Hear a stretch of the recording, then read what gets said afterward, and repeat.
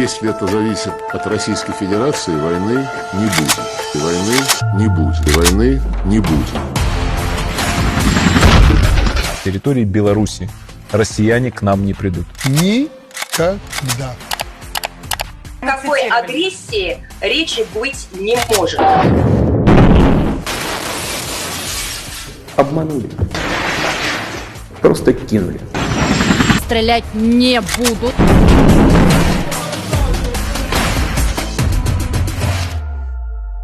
Мирному населению ничего не угрожает.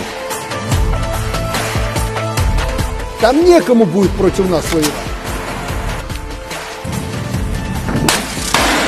Нет, блядь! Война продлится, Валерий, ну максимум 3-4 дня.